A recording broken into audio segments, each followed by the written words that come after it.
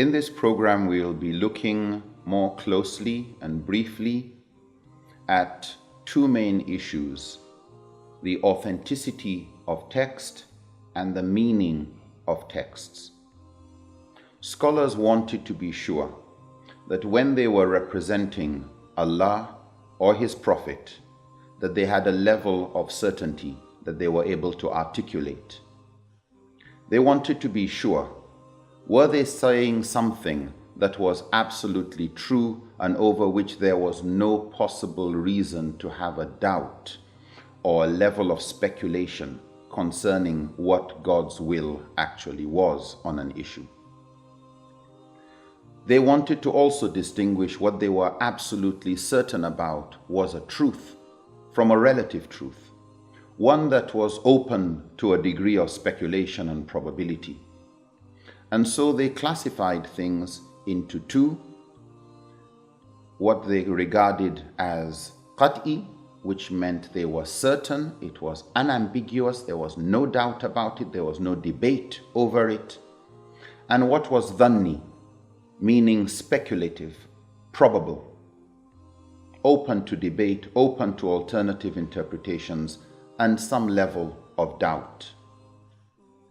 And so when they looked at the authenticity of the sources of Islamic jurisprudence, when you consider that the most important sources are the Quran and the Sunnah, but then we have the secondary sources of Islamic jurisprudence, such as ijma or consensus, analogical reasoning or qiyas, concern for public interest or maslaha, juristic preference or istihsan, urf, that is custom or culture, and all the other tools such as the opinion of Sahaba, etc.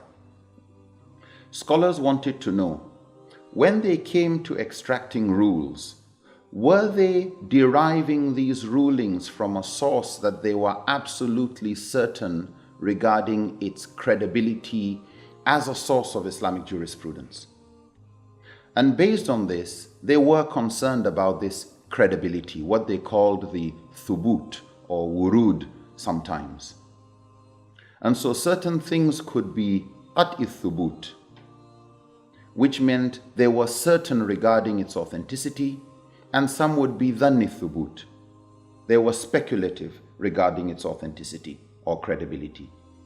And so while they would consider generally the Quran, everybody considered the Quran as qat'i thubut, certain regarding its authenticity, they also considered mutawatir hadith. Once a scholar regarded hadith as having sufficiently multiple independent chains of narrators, whether 4, some took it as 10, others took it as 30 narrations they would regard as mutawatir, some even up to 70 or more.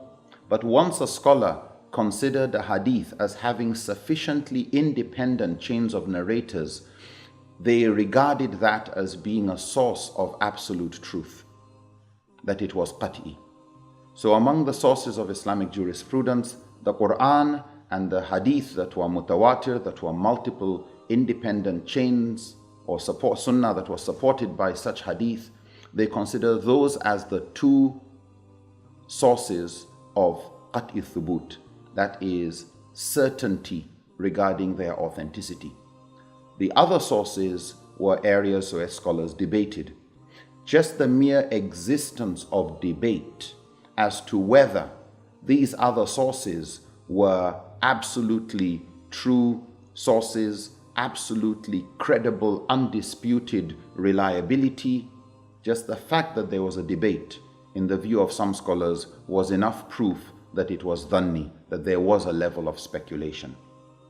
When it came to the meanings and the implication of the text, what is referred to as the dilala, they also classified it into what they were certain, in other words, qat'i dilala, and what they were less certain about, that had a degree of speculation, dhanni dilala.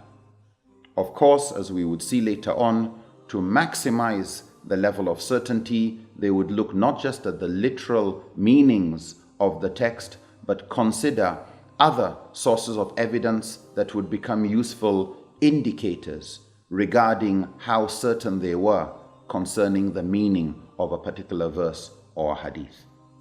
So briefly, they were concerned about distinguishing what they were certain about and what was open to debate, and there was a degree of speculation. They were also applying this distinguishing criteria of what was absolutely certain and what was not. They applied that to both the authenticity of the text and the meaning and implications of the text.